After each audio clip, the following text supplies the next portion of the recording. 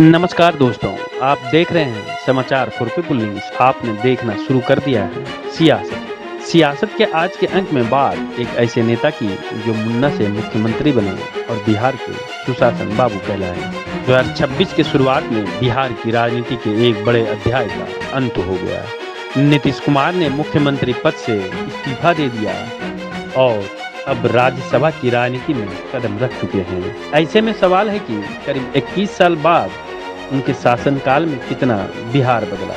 साल 2000 में नीतीश कुमार पहली बार मुख्यमंत्री बने थे, लेकिन उनका असली कार्यकाल नवंबर 2005 से शुरू हुआ था। नीतीश कुमार ने सत्ता संभालने के बाद राज्य की स्थिति पर श्वेत पत्र जारी किया था। इस श्वेत पत्र में राज्य की स्थिति के बारे में लिखा था, विकास के सभी सूचकांकों में बिहार की स्थिति सभी बड़े राज्यों में सबसे खराब है। ऐसा श्वेत पत्र में लिखा था। सत्ता संभालने के बाद नीतीश सरकार के सामने कानून व्यवस्था के साथ साथ सड़क, बिजली जैसी बुनियादी ढांचे पर काम करने की चुनौतियां थी। कुर्मी जाति से आने वाले नीतीश कुमार को बिहार में लंबे समय तक सत्ता में टिके रहना था, तो बिहार की जातीय राजनीति में अपने लिए वोट इंजीनियरिंग भी करनी थी। जब सत्ता संभाली तो उन्होंने अपनी सरकार को जवाबदेह बनाने की कोशिश की। समय पर प्रभावी ढंग से जनता का काम सुचारू ढंग से निपटे, इसे करने के लिए जनता दरबार में मुख्यमंत्री कार्यक्रम शुरू हुआ।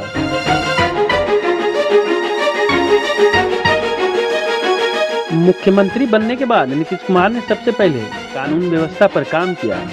स्पीडी ट्रायल, आर्म्स एक्ट के सख्त इस्तेमाल और पुलिस व्यवस्था में सुधार की वजह से अपराध पर काफी हद तक नियंत्रण हुआ। इसी दौर में उन्हें सुशासन बाबू कहा जाने लगा। लेकिन सिर्फ कानून व्यवस्था ही नहीं, उन्होंने महिलाओं और अति पिछड़े वर्गों को राजनीति और विकास की मुख्य धारा में लाने की कोशिश की। पंचायत लेवल पर महिलाओं को 50% आरक्षण दिया गया। अति पिछड़ों और महादलितों के लिए अलग योजनाएं शुरू की गई।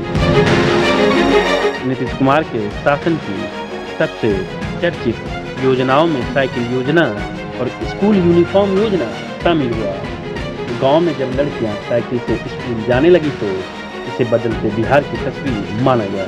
कस्तूरबा गांधी विद्यालय, छात्रवृत्ति, कन्या उत्थान योजना और सैनिटरी नैपकिन जैसी योजनाओं से हजारों लड़कियों को शिक्षा से जुड़ने का मौका मिला। बुनियादी ढांचे की बात करें तो बिहार में सड़कों का बड़ा नेटवर्क तैयार हुआ। गांव तक सड़कें पहुंची, पुलियों और फ्लाईओवर का निर्माण हुआ।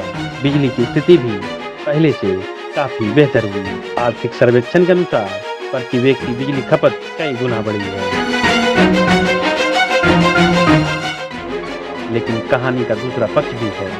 शुरुआती 7 से 8 साल के बाद कई लोगों को लगा कि सरकार की रफ्तार धीमी पड़ गई। नीतीश सरकार पर आरोप लगने लगे कि जमीन पर काम कम और प्रचार ज्यादा होने लगा है।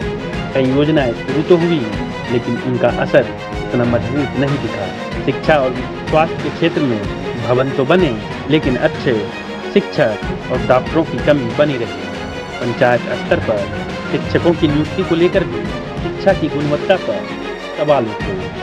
रोजगार, उद्योग और पलायन जैसे मुद्दे बिहार की सबसे बड़ी चुनौतियां बनी रही। बड़ी संख्या में बिहारी युवाओं को आज भी रोजगार के लिए दूसरे राज्यों का रुख करना पड़ता है।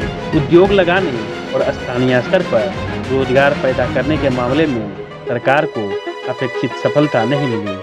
भूमि सुधार और कॉमन स्कूल सिस्टम जैसी महत्वपूर्ण सिफारिशें भी लागू नहीं हो सकी। कई विशेषज्ञ मानते हैं कि अगर इन रिपोर्टों पर काम होता तो बिहार में और बड़ा बदलाव दिख सकता था। नीतीश कुमार हमेशा कहते थे कि वे 3C यानी क्राइम, करप्शन और कम्युनलिज्म से समझौता नहीं करेंगे। लेकिन समय के साथ भ्रष्टाचार और प्रशासनिक ढिलाई को लेकर सवाल बढ़ते गए। कई दंगे और कानून व्यवस्था से जुड़ी घटनाओं ने भी सरकार की छवि को धूमिल किया। अगर राजनीति की बात करें तो नीतीश कुमार को सबसे ज्यादा आलोचना झेलनी पड़ी। कभी बीजेपी के साथ, कभी आरजेडी कांग्रेस के साथ, फिर बीजेपी के साथ और फिर महागठबंधन और बाद में दोबारा एनडीए में चले गए। लगातार गठबंधन बदलने की वजह से उनकी राजनीतिक विश्वसनीयता पर सवाल उठे। इसी कारण उन्हें पलटू कुमार जैसे नामों से भी पुकारा जाने लगा था। फिर भी यह सच है कि बिहार की राजनीति में उनकी भूमिका बेहद ही महत्वपूर्ण रही है।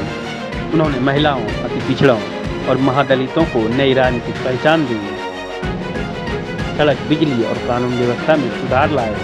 वहीं दूसरी तरफ रोजगार, उद्योग, शिक्षा की गुणवत्ता और पलायन जैसी समस्याएं पूरी तरह हल नहीं हो सकी।